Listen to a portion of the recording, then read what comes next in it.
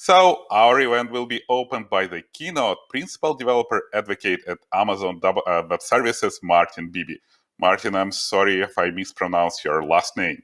Martin has been developing applications since he was 16 and over the past 20 years has worked on projects with many major companies and brands. His primary focus is on .NET applications and has worked as a C# and Visual Basic developer since 2001. I can feel your pain with Visual Basic, by the way. Martin will tell us more about .NET apps and deploy to Kubernetes. We will learn how to run containerized Windows and .NET applications in production on AWS. Martin also will demonstrate the benefits of running .NET Core Linux containers serverlessly with AWS Fargate. Moreover, we will cover core concepts and use demos to help you feel comfortable getting started with building and deploying .NET containerized applications on AWS. Martin, the stage is yours. Wonderful. What a wonderful introduction. You got my name correct, by the way. Beeby is exactly how my name is meant to be pronounced. So that's wonderful. Oh, great. Yeah, exactly. It's not always the case. Sometimes it gets mispronounced a lot in letters as beefy, which is a very different word. But thank you very much for having me. It's wonderful to kind of join and do this. This is 5 p.m. my time, so I think just an hour or two ahead. But it's a great way to start the evening. Looking really forward to it. I don't know how old you are, which are the people that are watching, perhaps, but I know that my applications, the kinds of I've been building since the Amiga days, the Commodore Amiga days, and so there is a slight Commodore Amiga theme to this whole talk today, which I hope some of you will appreciate. I have been a .NET developer for a very long time. I used to be previously a Visual Basic .NET developer, then a C# developer. I worked at Microsoft for 8 years as a C# developer, really. And I joined AWS around 2 years ago. Hopefully you can see my screen. At the moment, I see myself repeated again. But let's see if we can get that picture over to my screen. There we go. That's the stuff. So this is my slides. And today we're going to be talking about containerizing .NET apps and deploy to Kubernetes. I'm Martin Beeby, the Beebs on Twitter. If you are on Twitter, then @thebeebs is my name.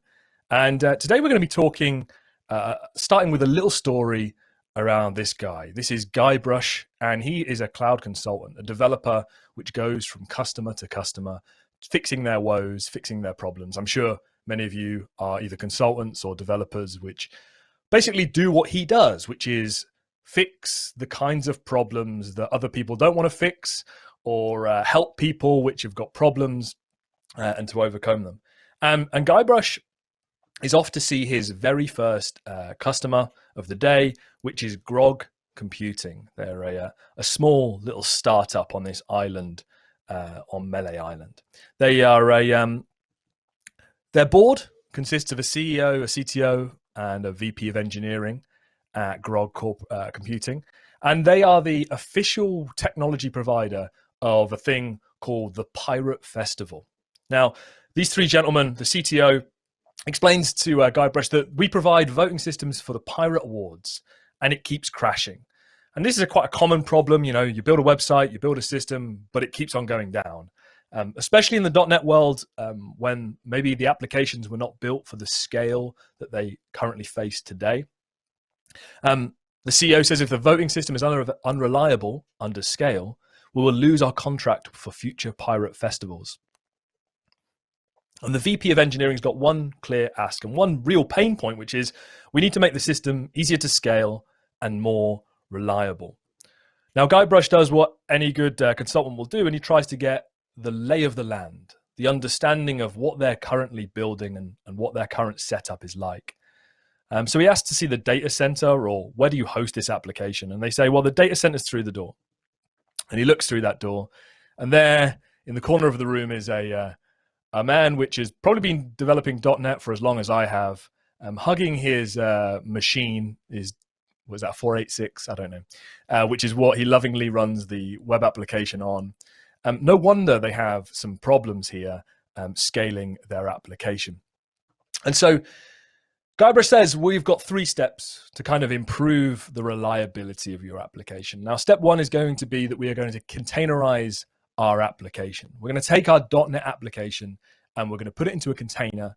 And the reason for that is so that we can then move that container to the cloud and then use one of the many different AWS orchestrators to manage those clusters, to manage those containers in the cloud. And the reason what we're doing this, the third reason, the whole point of this is just to improve reliability. There's lots of reasons why you would use containers. There's lots of reasons why people are very, keen to start using containers and serverless as well. But one of the key benefits that you will find is just the pure reliability of building something in a container and then being able to shift that thing around, and it will work wherever it works. It won't change. It won't only work on your machine. It will work everywhere in the same predictable kind of way. And it gives you the ability to very easily scale up your application. Now, we're not going to re-architect the application into, make it very different. We're basically going to take what we currently have, put it into containers and run it on AWS. And that's one approach, a simple approach to get us moving.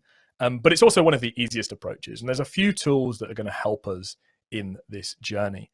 Now, Guybrush says, look, to get started with this, I'm going to have to meet your dev team. So he goes and meets the dev team to containerize his application. And this is the dev team. They're working pretty hard, working on the latest and greatest features of this application.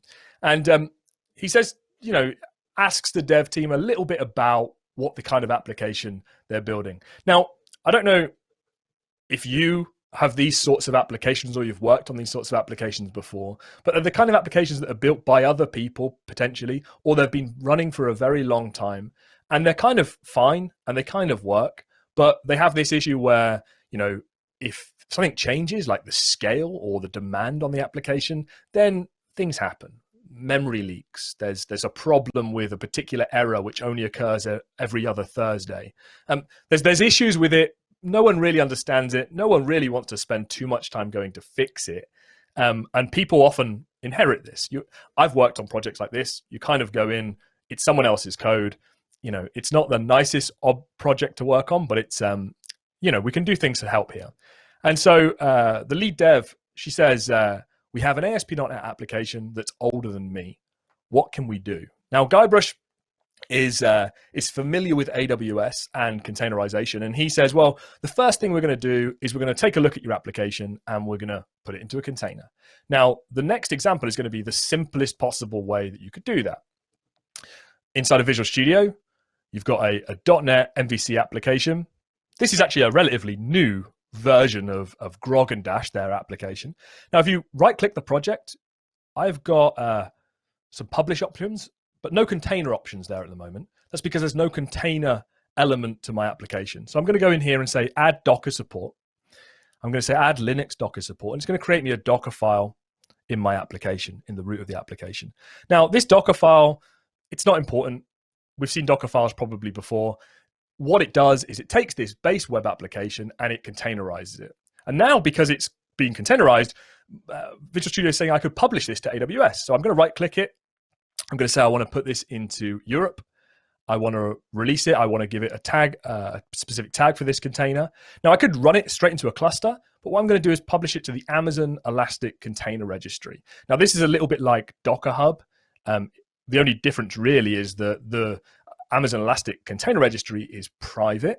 So when you publish here, you're not exposing that container to the world, which you might do if you were using something like Docker Hub. We actually also have a Amazon Elastic Container Registry version, which is public. So you can create containers which can be shared with the general public. But by default, the base service is private. And most instances, that's probably the way that you want to do it. Now, we're doing a very straightforward thing here. We're publishing it directly from Visual Studio. In the real world, of course, we wouldn't do that. We'd be publishing it maybe to a CI/CD pipeline, which would ultimately maybe push it to take the code, build the application, put it into the Amazon Elastic Container Registry, and then some cluster or orchestrator would take that container and would start running your containers, running your application. Now, we're doing it directly from within Visual Studio. Now, the reason I have these AWS tools inside of Visual Studio is because I've installed the toolkit, the AWS toolkit for Visual Studio. We have had support for Visual Studio for a very long time. So you can very easily, from within Visual Studio, build these sorts of containers using the toolkit, and also interact with lots of other AWS services as well. I'll also note here that we have toolkits for other development environments too. We have them for JetBrains Rider and for Visual Studio Code, the smaller editor. But this is the one which works in Visual Studio, and to be honest with you, it's the most complete version as well. It's the easiest way to get started with it, and so it has lots and lots of features. We're only touching on one of them, which is if your application has a Docker file in it, then that's enough for the toolkit to recognize it as a container-based application and then give you some options of what you could do with that container. You could directly publish it to a cluster, or what we're doing here is we're storing it inside of the Amazon Elastic Container Registry. Now, I'm taking an existing this is basically a .NET 5 application at the moment. But often these applications, they wouldn't have been migrated. No one might have worked on them at all. And in those instances, you might just have, you might not even have the source code. You might just have the application running in IIS. And for that, we actually have a tool called AWS App to Container. You can point this at you can basically take this and take a .NET application and put it into a container. We also have a porting assistant. We have a number of tools which allow you to, whatever situation your code is in, whether it's just installed on IIS and you just want to make a copy of that IIS and put it onto Internet Information Server, by the way, the web server. If you want to make a copy of that and put it onto and create a container from that, then we have a tool which can do that. We can take your existing source code, we can put that into a container for you. Or, we have the Visual Studio version, which I showed you a moment ago. So there's lots of ways to take your existing code, whatever version of that it is, and put it onto AWS. Now, we can deal with Linux containers, or we can deal with Windows containers. It is more complicated when it starts looking at Windows containers, but everything I'm showing here is possible to do with Windows containers as well. So if you need to support a very legacy ASP.NET application, which is written in something, I don't know, web forms or something like that, and it's using the full version .NET framework, then you can absolutely containerize that with one of these tools and publish that as a container. It will get a little bit more complicated when we actually have to publish that, but we have support for Windows containers on the service I'm going to show you, EKS, today. So we'll put that aside for the moment. Whatever .NET application you have, however old it is, there is a way of getting it into a container and publishing it to AWS. So why is putting it into a container even a thing that we would want to do? What's more reliable? What's the point of that? And I'm just going to kind of show you a little bit with this little drawing. So if you imagine before, now I joked that gentleman had his application running in a kitchen on a single machine. But the reality is a lot of .NET customers that I speak to have a setup which is something like this. We have a user which goes through a load balancer, and then that gets load balanced to 1 sometimes, or 2 or more EC2 instances. And the problem with this in terms of reliability is if one of those particular machines has some kind of failure, I don't know, like there's a memory leak or something like that, and this particular machine, for whatever, the memory gets hit and it goes down, we might have some automation which recognizes the health of that EC2 instance and starts it back up and says, restart that machine for us, which is great. But the problem is this is an EC2 instance. And so, I'm being really generous here. That EC2 instance running a Windows operating system, let's say that takes 3 minutes to start up. We might find that more likely to be like 20 minutes to start up. For that whole time where that machine's out, then this particular machine's handling all of the load. And that machine might suffer the same problem. It might have the same application problem here, which is a memory leak or whatever, and that also fails. And then before we know it, all of the instances are failing. And there could be reasons, many, many reasons why an EC2 instance fails. It could be the application. It could just be, a problem with, I don't know, the actual underlying hardware for all I know. There's a hard drive fails or something like that. Whatever it is, it takes a while for the instances to restart. And so you're basically running without some of the capacity for a longer period of time. What we have in the with containers is a similar situation. We have a load balancer, which the user's going through, and that load balancer goes into a cluster. Now, the cluster could be, this could be managed by Kubernetes. It could be managed by other services like ECS, Elastic Container Services. There's lots of different ways of running containers, but fundamentally, this cluster will route the incoming request to one of the containers that you have. And we might have a number of these containers. And this cluster is actually, I've drawn it as a big box, but it's actually made up of a number of EC2 instances. So you might have 3 or 4 or 5 EC2 instances running to make up a bigger cluster. And then you place your containers and the cluster will place them on the different machines. If a machine fails, the underlying cluster machine fails, then it gets replaced. But it's unlikely to be the same sorts of problems of like a memory leak in an application. In that instance, it would be, probably a hardware failure or something like that. But if your application is actually causing one of these containers to fail, like there's a memory leak or there's a problem or whatever, which is caused by an issue, and that container has to restart, in most instances, containers can restart in a few seconds because of just the way that they're packaged and the way that they work. And so you can be instantly back to full health with, adding another container to replace the one which died, in just 1 second.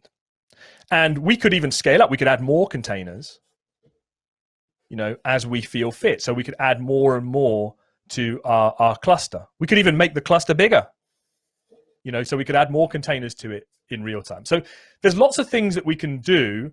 But fundamentally, the whole reason why you would go for something like this over this is just reliability.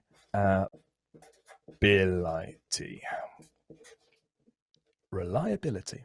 It's more reliable. You can scale this, and things, if applications fails, well, it's just one of the little containers fails. No problem. We'll replace it. It'll take a few seconds, and we're back to full health before we know it.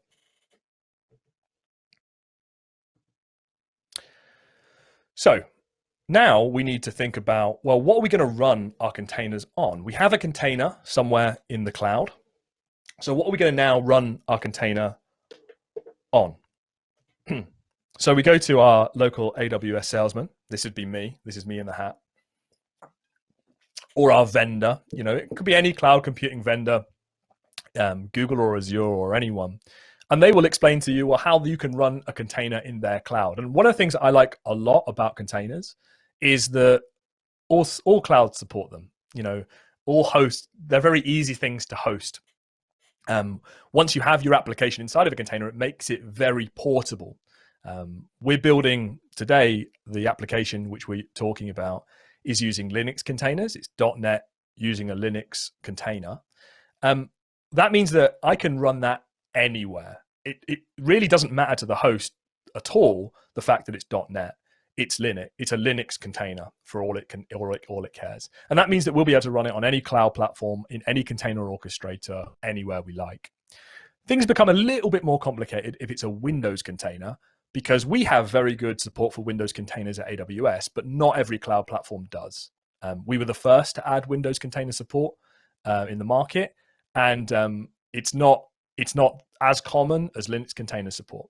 So if you have to run old legacy .NET, full fat .NET framework applications in containers, you do have to look around. We will be able to support you at AWS, but you might find that other cloud platform providers don't support Windows containers. So There are many ways to do this on AWS, but we're going to be using Kubernetes throughout this. Now, the two main flavors, the two main ways on AWS that you run containers are ECS and EKS. The biggest difference is that ECS has been around for longer. I guess you would say it's proprietary in that AWS invented this technology, ECS, and it's mainly like the way that most people on AWS would have produced containerized applications previous years. There was really only one option, which was ECS for a long time. Then an open source alternative became popular. There are many ways of orchestrating containers, but another one which was very popular was Kubernetes. So we at AWS offer both of those options. You can either use ECS, which is extraordinarily scalable, battle-hardened, a fantastic service for running containers. I really like it. I prefer it to Kubernetes, but that's purely out of a preference of the different engines. You choose your own adventure. You figure out which one's best for you. But for me, but fundamentally, they can do the same things now at AWS. You can run .NET Core, and by .NET Core, I obviously mean .NET 5 as well, on Linux. You can run .NET Core on Windows, so you could use .NET Core on Windows containers too. Or we could use .NET Framework on Windows in Windows containers on both ECS and EKS. So it doesn't really matter what kind of container you have. Both of those services are going to be able to run your containers for you. Now, for the rest of this, I'm going to just show you the Kubernetes service. But just be aware, there is another one. You might hear about it. Some customers find that quite confusing. Hopefully, you just recognize that there's two options. One is an open source option, which is EKS, the Kubernetes version. And then we have ECS, which is more proprietary. It's something which has been a longer history at AWS. But both are valid options. We have customers running at huge scale on both of these platforms. So what is Kubernetes? It's a way to scale those containers. It's a way to organize and manage those containers. It's open source. It was originally built by Google. There's been lots of contributions from lots of other vendors, including AWS, to that open source project. But certainly Google, it came from Google and the way that they manage Google services. You'll hear that the term, and I've used it already in this presentation, of container orchestrator. Like, it's an orchestrator. It takes your containers and orchestrates them. And basically, what we do is we, in code, define what our cluster should look like, define what containers we want to run, define what load balancers we have. We define that all in a file. We tell Kubernetes, look, this is what we want. This is what we want. This is what we want to run. And then it uses that file to then build and manage our cluster to our specification. And if we want to change the specification, we can just go in, make a change to change the different containers that are being used, the number of containers, all the different things we can do all through using the Kubernetes service. Now, you're going to when you start looking at Kubernetes, you'll see some terminology. And I just want to cover some of that terminology and explain what it's meant by that. You'll hear the word a node. Now, I've mentioned a cluster before. A cluster is a collection of nodes. So in the example I'm going to show, we're going to have 3 nodes in our cluster. And that means underpinning all of the Kubernetes service for us is going to be 3 machines, 3 EC2 machines. And those are each nodes in my cluster. From an application point of view, you don't really need to know about the nodes. You just need to know you're just deploying your application. But from a physical creating the cluster, you will have to choose how many nodes you want in your cluster, and that's going to impact the cost of your Kubernetes cluster. Now, we would, a base recommendation would be in AWS have 3 nodes. That's generally because we have in most regions in AWS, we have a thing called availability zones. They are sort of discrete areas of a region. we basically would put or recommend you putting a node in each one of those availability zones. So you would say, I want 3 nodes to make up my cluster. They would each exist inside of a different availability zone. And what that means is an availability zone in AWS is like a separate building. It might be more than one building, an availability zone, but it's a separate building, which is a reasonable distance away from, a meaningful distance away from the other availability zone. So it's far enough away that if there was a natural disaster on one of them, it would take out one availability zone, but it wouldn't take out the other availability zone. But it's close enough that there's not huge latency between the two availability zones. Now, most regions, I think all regions in AWS, have at least 3 availability zones that make up a region. So we're quite unique in that sense. Other cloud vendors have similar setups, but if you're interested, look more into the availability zones and regions. It's a different concept. Now, we put one of those nodes in each availability zone, and it works. And that means that if one of your nodes fell over because of an availability zone failure, then the other nodes in the region would still be live. And so that's why you'll see 3 as the common number which we would have nodes in a cluster. You think of a pod in Kubernetes as a set of containers that make up a single microservice. So you might have 3 containers, and they would belong inside of a pod. And so it's like, in this, we're going to have basically our application that's going to be our single application is going to be in a pod, and that's going to maybe have 3 or 6 replicas, or however many it's going to have. And a cluster, I've already mentioned this. It's like a cluster is what we deal with when we're connecting to Kubernetes. We're speaking to the cluster, but it's made up of these machines. Physically, the way that it looks to our application as one big cluster that we can just throw our application into. But in reality, it's made up of a number of different nodes. Now, there's lots of different hard ways to create clusters, and you can do it yourself. You can build your own Kubernetes cluster on a Raspberry Pi. You can follow documentation on the internet about how to do it. It's hard to do it from scratch. The easiest way is to go to your local cloud provider, like AWS, and use our managed service. So we have the Elastic Container Service for Kubernetes, or Amazon EKS. It's a fully managed Kubernetes control plane, we call it. And what it means is we can create a new cluster using this service, and then we can start interacting with that service. So the way that we maybe create a cluster is we give our cluster a name. We're going to call it Grog and Dash. That's our application name. We set up some things like networking and subnets and blah, blah, blah, blah, blah. We choose the number of nodes that we want in our cluster.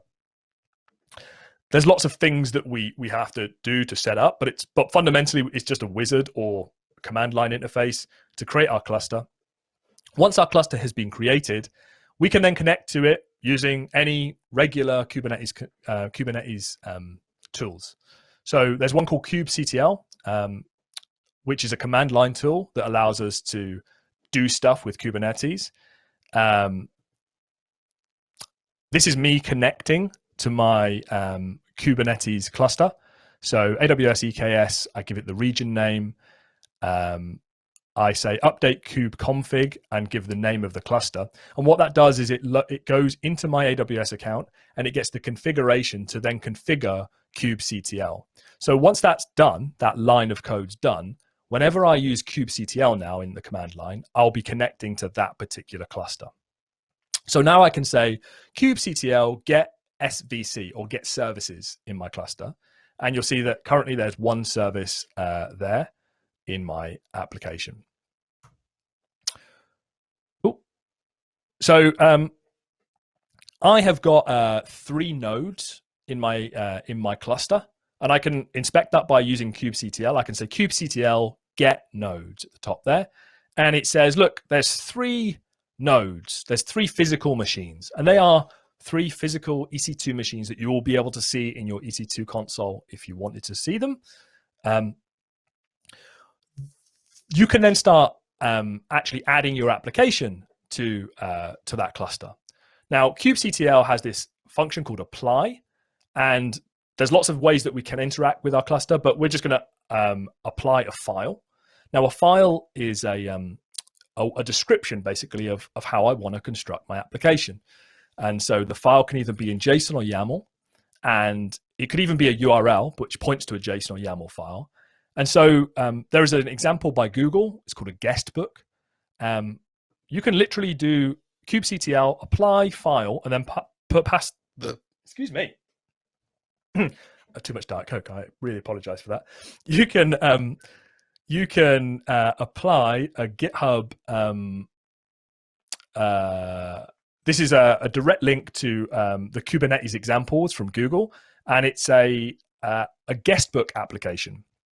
So I could basically call that file, and in that file is all the description of the containers and the Redis and all of the different services that I need to run my guest book. And then I can say kubectl get services, and it will show that I've got now a little app called guest book there, and there's a load balancer, which is used as a load balancer for my application. That's going to have created a load balancer in AWS, which we can go to, and then that will go into our app book, our guest book application. So now if I go to the load balancers URL, I actually have a guest book application that I can add. This simple sample, which comes from Google, is just a way of like adding who was there at that website. So you just type the name in and it stores the information in Redis. It's very straightforward, very simple. But you'll see that like that description file that contained what containers to use, like the guest book application. It used containers for Redis, which is an in-memory store, and it put it all in my cluster. It's all running in my application, and then it created a load balancer so that I could get at that application. We can also go kubectl proxy, and what will happen is that we're able to get the dashboard for Kubernetes, so we can see a visual guide of all the things that are running our Kubernetes cluster. So in this grog, I've created my cluster already, and I want to create basically this application, which is a load balancer, 6 containers, and some Redis, which does the management of my application.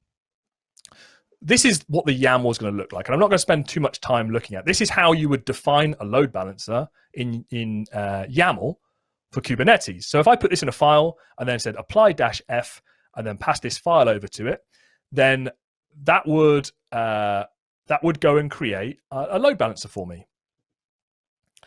And that load balancer would be, as you see at the bottom, it's got a selector. It's going to go and select the grog and dash app on the front end tier. So that would go and create this piece of infrastructure for me. And then I could add to that existing file and say, okay, I want to have 6 containers from this image, the Beebs grog and dash latest. And I want 6 of those. It's called grog and dash, and it's in the front end tier. And what will happen then, it will create 6 of those containers inside of my cluster. Because the load balancer was pointing to the app grog and dash, then it's actually the load balancer is going to point at those clusters as well. So it would load balance between the 6 containers.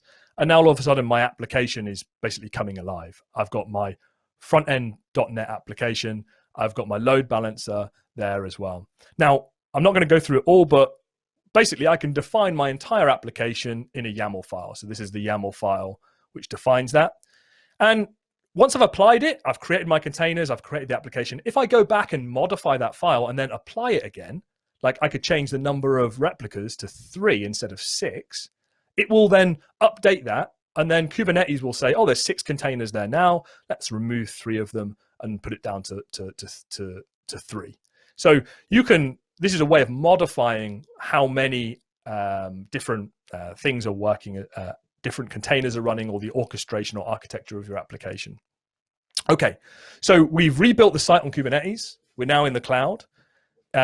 We could build this as part of a CI/CD pipeline. So when someone checks in that YAML file is then deployed to our cluster, and the cluster pulls the containers from our container registry and starts building our application. And it means that we don't have to think, as a developer, we don't have to necessarily think about how we're going to run this application. We're just doing it all through the infrastructure as code through Kubernetes. Our build system is going to build the code, put it in containers, put them on Docker Hub, or put them on the Amazon Container Registry. And then our build system is going to deploy it by using kubectl -f serviceall.yaml, and it's going to deploy the new application. Now, Kubernetes is going to manage things. If nodes fail, they'll be recreated. The EC2 instances will be recreated for us if they fail. If pods die, they'll be re-added. If containers die, they'll be reconstructed. We can monitor the health of different containers. This is more advanced, obviously, in Kubernetes, but we can do those sorts of things as well. And it will manage this system without any human interaction. You know, if servers are failing and apps are crashing, it will try and get back to that best case scenario without any human interaction at all. So this saves time, money, allows us to move faster, reduces overwork. Yeah. So you might be thinking, well, that's great, but why do I have to have EC2 instances that make up my cluster? I really just want, I'll give you my containers and you run the containers. Well, we have added support for that as well now. So with Fargate. Now, Fargate used to only work on the other container orchestrator, ECS, but it now also works with EKS as well. And what this allows us to do is just bring your container pods, run them using Fargate, and then it runs in a cluster which is not managed by you. So you don't actually own the machines, the EC2 instances. If you looked in your account, you wouldn't see any EC2 instances. The containers will run on Fargate, basically in an AWS managed cluster, which is completely private and completely separate. And you don't have to worry about scaling it. You can just add, I want 6 of those containers. I want 100 of those. We scale the cluster back and forth. We manage all of that complication.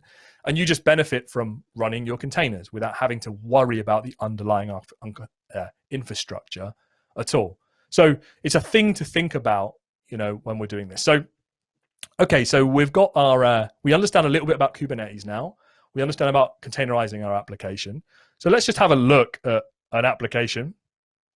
And if you have a device, use your camera application now and just point it to the QR code, or go to the website pirate.thebeebs.net. And you should see a screen which says something like this: please wait. Hopefully a couple of you are joining in on this. And this is the application that we're running. When I click through there, it says, what do you want to drink? Coffee or grog? So there's one person there which is joining in. Gone to the website and said coffee or grog. I'll choose coffee just to make things all equal. And so, another person's joined in. Great. So if you go to pirate.thebeebs.net, you can vote on this. And basically now, because this is running in Kubernetes, we would be able to take this to a much higher scale and hopefully make it more reliable than potentially if we were just running it on raw EC2 machines.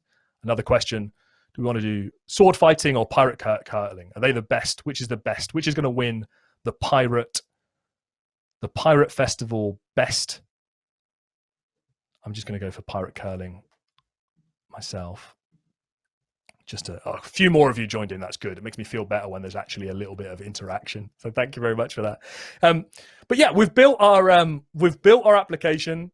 We've done what the CTO wanted us to, which is to make this application more reliable. I've shown you how you can containerize a .NET application, how you can put that containerized application into AWS, and how you can run it very briefly on Kubernetes. That's all I wanted to say to you. So thank you very much. My name is Martin Beeby. I'm at the Beebs on Twitter. And if you have any questions, then I'm able to take them. Hey, Martin. Thanks a lot for the cool slides. I really like them. Yeah. So we got a couple of questions asked in Slido. So thanks for that. The first question is, how about .NET application deployment to Fargate? Is it supported? What features Fargate is provided as especially for .NET application? So are there any .NET specific features? No. So the thing you need to know about Fargate, so Fargate sometimes sounds like it's its own service. It's not. There's EKS and there's ECS. They both support the launch type of Fargate. It's confusing, but the Fargate team are really adamant that you make that distinction, that it's a launch mechanism. And that's because some people assume Fargate only works on ECS, but it doesn't. It works on both these things. So yes, you can use Fargate with EKS, which is what I was talking about towards the end of the talk there. There are some consideration for .NET developers. I mentioned before the EKS, you can have Windows containers, so Docker containers that have been not that built on Windows. What I mean is that they're actually inside the container, they're running the Windows operating system. So they're running their Windows containers. And you need those if you want to run really legacy applications or applications that only run on Windows, and they can't be moved to .NET Core or .NET 5.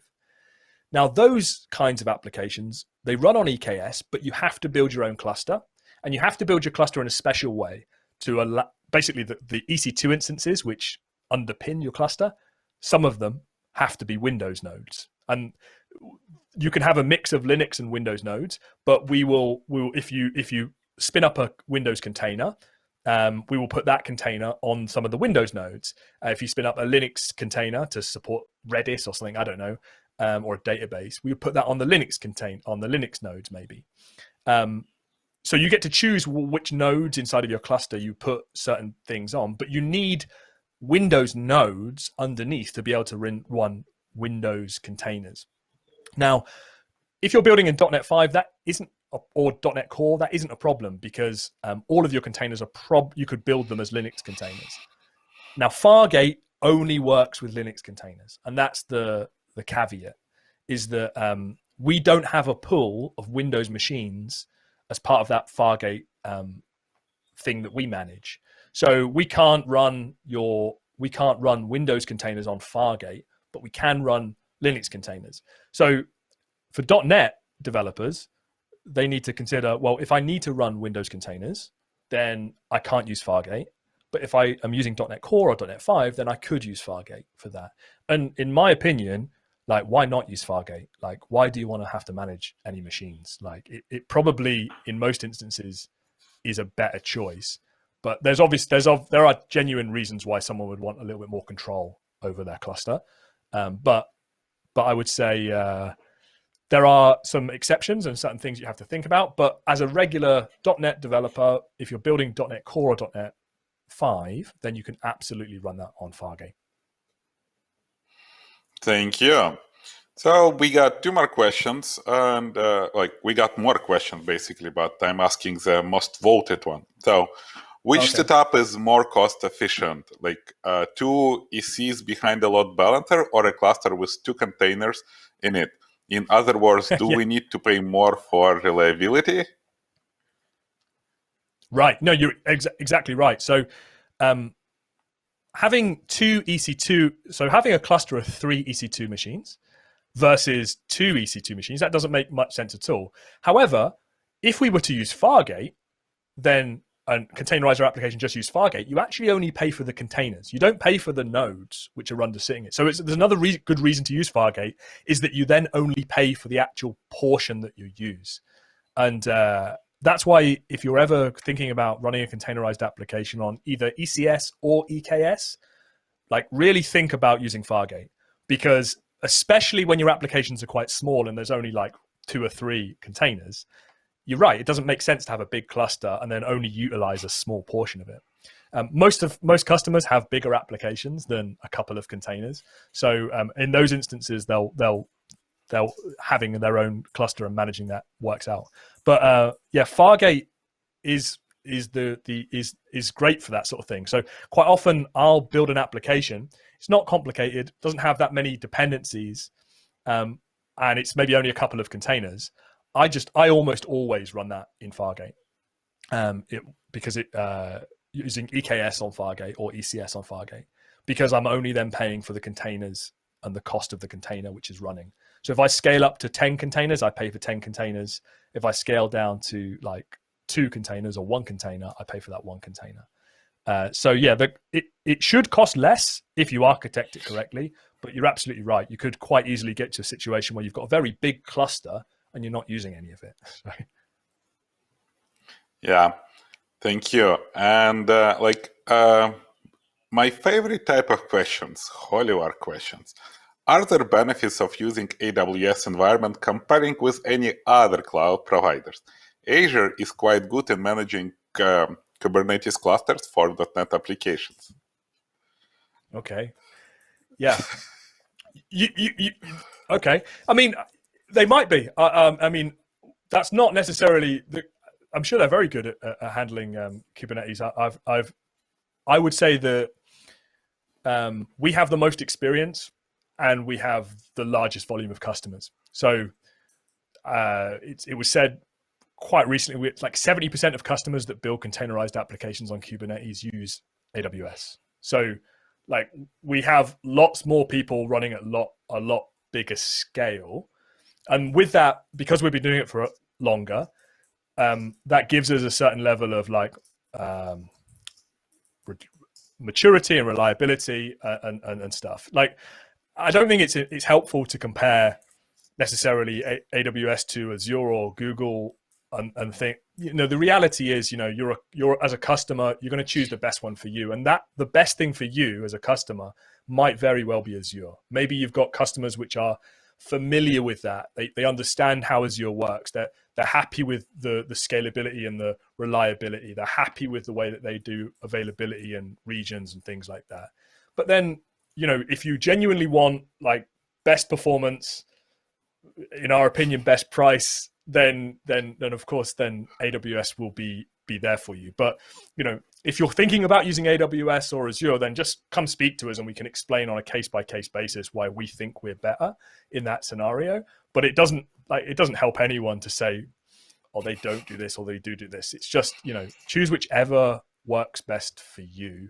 And that goes not just for Azure versus AWS, it also goes for the container platforms, ECS versus EKS. And I'm sure there's other container platforms on other cloud providers, things like OpenShift and all sorts of other ways of running container applications as well. Some of them will be more familiar to your developers. Some of them will be a better fit for your developer. Choose the one which is best for your team and your company. And nobody liked Google Cloud. So yeah, like there is one more. Everyone likes, there's always someone which likes Google Cloud. In fact, I would give credit to them when it comes to Kubernetes and running that. I mean, they invented Kubernetes. They have a very lovely interface for managing Kubernetes. Oh yeah. And if that is your thing, if you want an easy web interface to run Kubernetes, then they do a really good on the onboarding of it's fantastic. But we do think that the best place to run Kubernetes applications is AWS, without a doubt. But I would say thank you. Thanks for the answer. And there is one more question which like people are voting for it.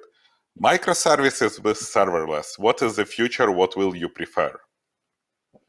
Well, it's interesting when you say the word serverless. AWS have been pioneers of serverless. We had the Lambda service, which is a serverless service. Like basically you write the code, it runs in micro virtual machines. They're like little containers, these little pieces of code, they're invoked. It's event-driven architecture.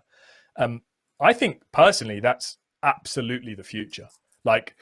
And what's interesting is though, containers are blending into this world as well. When I talk about Fargate, that's basically running containers serverlessly. You're giving us your container, we run it under the hood. You don't have to worry about it at all.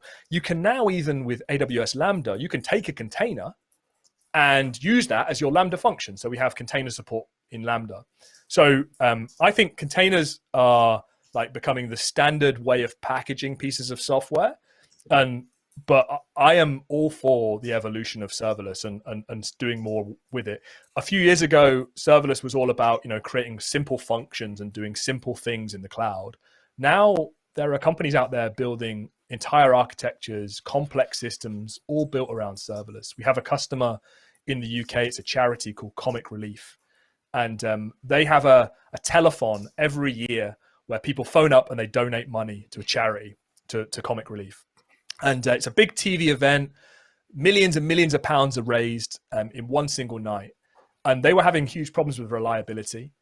They moved to AWS Lambda, and their hosting charges for that one night or that month, about $85,000 for that application. They moved to Lambda.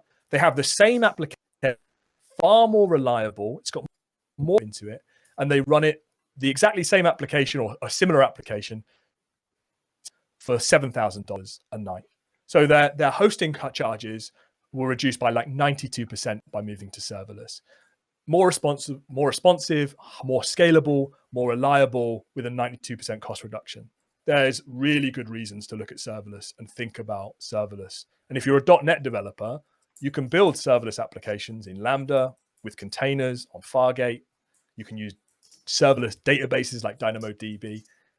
It's all for the taking. So .NET developers definitely look at serverless and serverless technologies in general. Thank you. Thanks for the answer. We need to move, but like, what was your favorite question from our audience?